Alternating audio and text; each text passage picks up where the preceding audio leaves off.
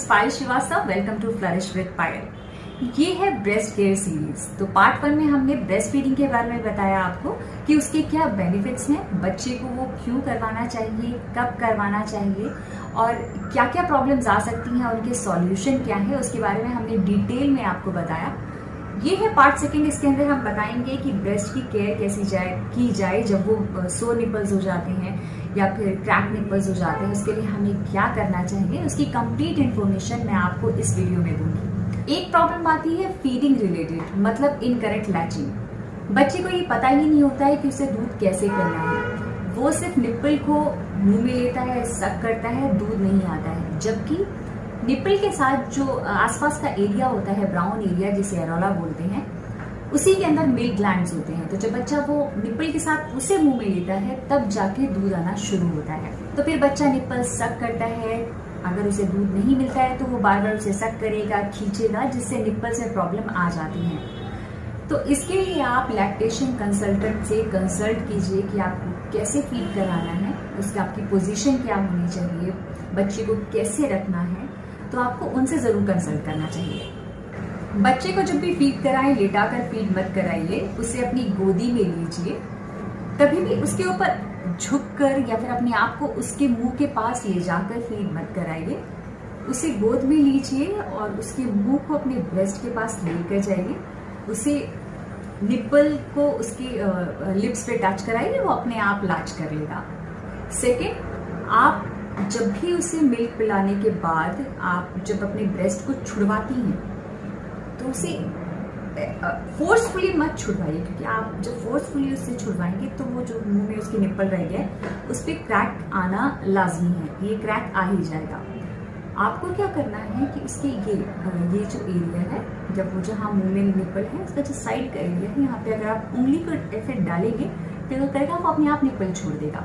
तो ये एक टेक्निक है जिससे बच्चा अपने आप ही आपके निप्पल को छोड़ देता है। तो आप ये ज़रूर ट्राई कीजिए। नेक्स्ट है कि जब बच्चा बहुत ज़्यादा भूखा होता है, उसे बहुत भूख लगी होती है, तो वो बहुत ही एग्रेसिवली ब्रेस्ट की तरफ जाता है और उसको सक करने लगता है। तो आपको क्या करना है, इसके लिए आप हर 2 घंटे में बच्चे को फीड कराइए। जब भी वो डिमांड करता है आपको उसे फीड देना है। आप अगर वो रोने लगा है तो इसका मतलब वो बहुत ही अग्रेशन मोड में जा चुका है, उसको बहुत ज़्यादा भूख लगी हुई है। तो अगर उसे भूख लगी है और वो कुछ साइंस आपको दे रहा है, आपको उसे ब्रेस्ट तभी ऑफर कर देना है, क्योंकि अगर आप बहुत टाइम लगाएंगे तो वो अग्रेसिव हो जाता है, बच्चा रोने लगता है, कभी कभी रिफ्यूज़ भी कर देता है, कभी बहुत ज़्यादा पकड़ लेता है और उसे काट भी लेता है। ये आप कोशिश कीजिए कि उसे हर 2 घंटे में फीड कराएं या फिर ऑन डिमांड फीडिंग ज़रूर दें। एक प्रॉब्लम होती है लो मिल्क सप्लाई की। हमें पता ही नहीं होता कि हमारी मिल्क की सप्लाई कितनी है। बच्चा जब फीड लेता है, थोड़ा सा दूध मिलता है, वो सब करता ही रहता है क्योंकि उसे भूख लगी होती है। हमें यही नहीं पता होता कि मिल्क हमारा कितना उसे मिल रहा है, कितना नहीं मिल रहा है, लेकिन बच्चा सक करता रहता है, जिसकी वजह से सोर निपल्स हो जाते हैं और काफ़ी पेन होने लगता है। इसके लिए हमें सबसे पहले बच्चे को फीड कराने से पहले हमें ये देखना होगा कि हमारी मिल्क की सप्लाई कितनी है। हम मैनुअली चेक कर सकते हैं, और जब बच्चा फीड ले लेता है इसके बाद भी हमको चेक करना चाहिए हमारी मिल्क की सप्लाई कितनी है, कैसी हो रही है, जिससे बच्चे को दूध अच्छे से मिल सके और वो इरिटेट ना हो। बच्चा अच्छे से फीड लेगा, उसका पेट भरेगा तो वो बार बार सक नहीं करेगा, वो निपल्स छोड़ देगा, जिसकी वजह से ये प्रॉब्लम आती है सोर निपल्स की, वो नहीं होगी। एक प्रॉब्लम आती है इम्प्रॉपर पंपिंग की। अगर आप बच्चे को बॉटल से दूध देते हैं और ब्रेस्ट पंप से एक्सप्रेस करते हैं, आप उसे ढंग से यूज़ नहीं कर पा रहे हैं, तो निप्पल सोरनेस की प्रॉब्लम आ जाती है। जब भी आप कोई ब्रेस्ट पंप यूज़ करें, उसका मैनुअल अच्छे से पढ़ें, उसके वीडियोस को ज़रूर देखें। आपको अच्छे से समझना होगा कि आपको ब्रेस्ट पंप कैसे यूज़ करना है। पंप को निप्पल और एरोला के साथ लगाना है, उसके बाद ही मिल्क एक्सप्रेस करना है। आप इस तरीके से करेंगे तो आपको कभी भी निप्पल सोरनेस की प्रॉब्लम नहीं आएगी। अगर आपके निप्पल से ब्लीडिंग स्टार्ट हो गई है या बहुत ज़्यादा पेन हो रहा है तो देर बिल्कुल मत कीजिए, डॉक्टर से कंसल्ट कीजिए, वो आपको मेडिसिन देंगे, उससे आपको काफ़ी रिलीफ मिलेगा। इसलिए डॉक्टर के पास जाने में बिल्कुल देर मत कीजिए। कुछ होम रेमेडीज है वो मैं आपको बता देती हूँ। अगर आपके निपल्स क्रैक हो गए हैं तो आप थोड़ा सा ब्रेस्ट मिल्क ले लीजिए। ब्रेस्ट मिल्क को ही अपने निपल्स के चारों तरफ ऐसे लगा दीजिए और उसे सूखने दीजिए। ये भी बहुत रिलीफ देता है क्रैक निपल्स में, क्योंकि जो ब्रेस्ट मिल्क में एंटी इन्फ्लेमेटरी प्रॉपर्टीज होती हैं वो क्रैक निपल्स को ठीक करने में बहुत हेल्प करता है। सेकेंडली, आप देसी घी लगा सकते हैं। देसी घी ईजिली अवेलेबल होता है घर में, वो भी लगा सकते हैं, उससे भी आपको रिलीफ मिलेगा। और साथ ही निपल केयर के लिए बहुत सारे ऑइंटमेंट, क्रीम अवेलेबल है मार्केट में, आप वो भी ट्राई कर सकते हैं, उससे भी आपको बहुत हेल्प मिलेगी। जैसा कि मैंने आपको बताया कि आप सोर निपल्स या क्रैक निपल्स पे कोई ऑइंटमेंट यूज़ कर सकते हैं, कोई क्रीम लगा सकते हैं।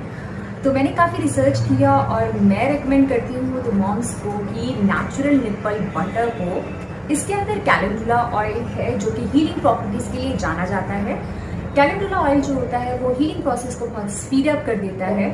इसके अंदर विटामिन ई है जो कि स्किन के लिए बहुत अच्छा माना जाता है।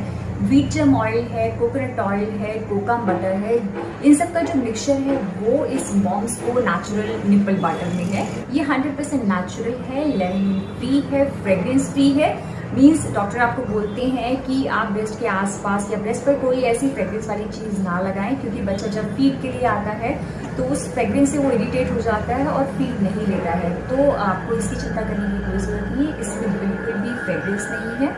अब मैं बताती हूँ आपको इसे कैसे यूज़ करना है। आप सबसे पहले अपनी जो ब्रेस्ट है, निप्पल्स है, उनको पानी से धो लीजिए। सोप यूज़ मत कीजिए, सिर्फ प्लेन वाटर से उसको वॉश कीजिए। नहीं तो आप क्या सॉफ्ट कॉटन का क्लोथ कोई ले लीजिए, उसे वेट कीजिए और अच्छे से क्लीन कर लीजिए जो आपका ब्रेस्ट एरिया, निप्पल एरिया है। उसके बाद आप थोड़ा सा क्वांटिटी लीजिए और उसको अपने निप्पल एरिया पे लगा लीजिए। अगर आप फीड करवाने जा रहे हैं और आपने वॉश नहीं किया तो कोई दिक्कत नहीं है, ये आपकी चॉइस है। आप चाहे वॉश करके बच्चे को फीड कराइए या फिर वॉश मत कीजिए और बच्चा फीड कर ले तो कोई दिक्कत नहीं है। अगर बेबी ने इंजेस्ट भी कर लिया तो उसे कोई प्रॉब्लम नहीं होने वाली है। ये 100% सेफ है बेबीज के लिए।